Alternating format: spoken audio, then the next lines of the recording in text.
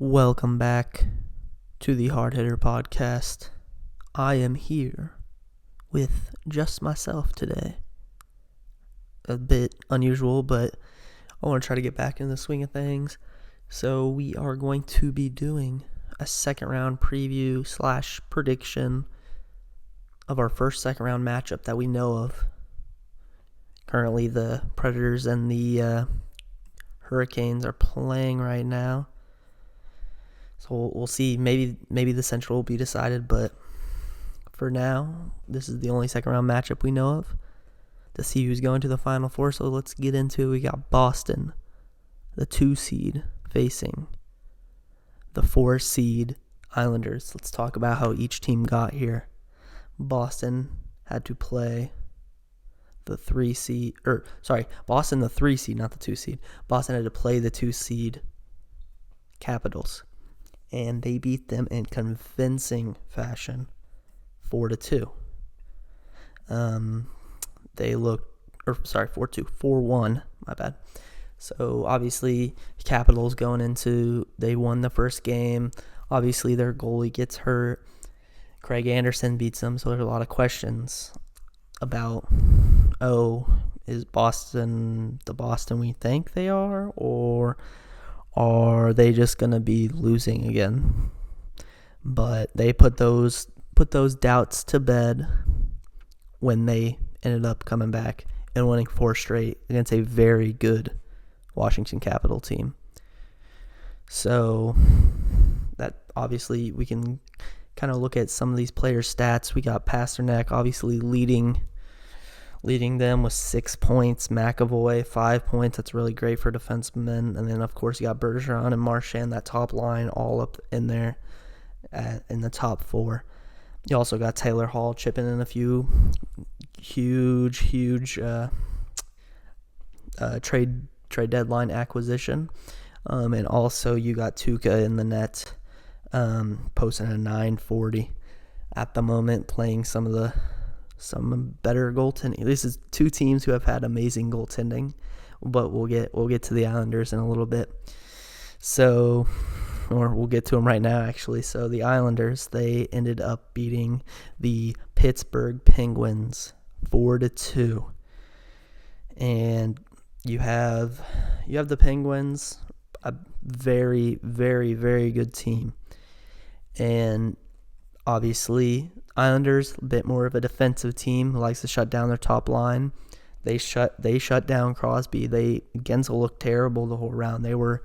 Every chance they had, they threw a hit on Gensel, and Gensel just did not look he looked like he was not safe out there sometimes. But yeah, let's just run through some of their stats. You obviously got Beauvillier and Pajot leading them both with 7 points. Granted, Beauvillier has 3 goals. You also have the other 2 top liners, Josh Bailey and Brock Nelson, both with 6 points, each with 3 goals. So you're seeing that top line not only shuts down other people's top lines, but pops in some goals as well.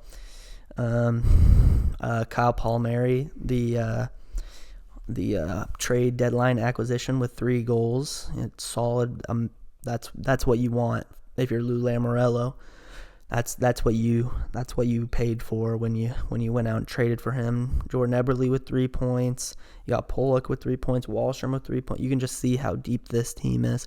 And one player who hasn't even got a goal yet, but has 3 points, Matthew Barzell, didn't even play. He was kept to the outside. He was a -2, and knowing you beat such a great team with one of your better players having not his best series. That's really good if you're the Islanders, if you're an Islanders fan. You also got those lower liner guys that like to, this is a deep team. They got a Matt Martin, still hasn't popped in a point. He's looked great. Clutterbuck playing good, like everybody on this team. But let's get to the real story. We got Ilya Sorokin coming in and going undefeated after Semyon Varlamov loses both games he was in. So Ilya Sorokin 4-0, under 2 goals against average, and also over a .940 save percentage. That just says it all. That's the difference between the Islanders and the Penguins. The Penguins obviously have Tristan Jarry, and the Islanders have Sorokin, who's posting a 940. So we just got let's kind of look. I know regular season hasn't really meant too much, obviously, as we see two lower seeds beating the higher seeds in this scenario. But it's interesting to see. So first 3 games, Islanders win all 3, 2-7. That's a big win, like a huge win. Then we got 2 shootout games, 1-2 and 3-4. So the Islanders, they can win any way. Like they can pop in a bunch, but they also could shut you down. So obviously those shootout games, you never know what's going to happen if you keep playing overtime. So I don't know how much you want to count those games towards the Islanders, but they did get the win in both those games. And then the last 3 games of the year, we have Boston winning them. So 4-1, 3-0, 2 very convincing wins. And then 3-2. I know it says shootout. I believe it's an overtime win, though. I must have mistyped that. But the overtime, so you see 2 convincing wins and then an overtime. I don't know how much you want to count that to as well. But as you can see, maybe Boston has the slight edge because they have the 2 convincing wins right there. But the 2-7 game, very convincing win for the Islanders as well. So pretty even regular season series. I don't know how much you want to read into that. But yeah, so we're going to pop into just some of each team's round 1 MVP. So Boston's round 1 MVP is actually, I had to go with Tuukka Rask. I was thinking maybe a McAvoy just because he has 5 points as a defenseman, logging a lot of time. But when you're posting a 940, he's just playing amazing. I think he flies a little under the radar just because he's been that guy for a while, and just, I mean, you can chalk it up to maybe Boston's playing great defense, or you can chalk it up to he plays such good goaltending they can go out there and play more offensively if they like, because Tuukka has been just a rock back there all series. So other than that first game, he's been a rock in the net for them. So let's go look at the Islanders round 1 MVP. And it's another goaltender, Ilya Sorokin. You got to see that coming. That was the difference. They're 0-2 without him. They're 4-0 with him. So it's a pretty clean cut. He's also putting up a 940. I don't think there's anything more clean cut than that, you could say. So I think Ilya Sorokin, obviously the round 1 MVP. They're obviously playing great defense in front of him, but there's sometimes he has to go out there and bail them out. But as you see the difference in 2 games. So now let's look at each team's round 2 X Factor. This is a player I believe could either make or break this team, like in this second round. So this may be the difference of them being in the semifinal or in the Final Four or out of the Final Four. So for Boston, I'm going with David Pasternak. Obviously, we just talked about this. He's leading his team in points, but when I was watching him, I feel like he just, I don't know. I don't think that's all Pasternak can give. I think he could play a lot better. I mean, he's not playing bad, obviously, but if he really gets it going along with those other top liners, they could really be a real contender. But obviously, Pasta playing well. I think he still can play a little better though. And for the Islanders, I think this is also a bit of an obvious one with him having a slower first round.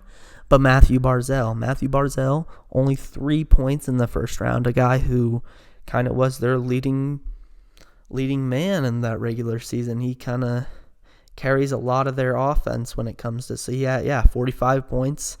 Yeah, so he has 10 more points than everybody else on the team, and he only has 3 points in that first round. I think he will do better. He could not, though, because Boston is obviously pretty stout defensively.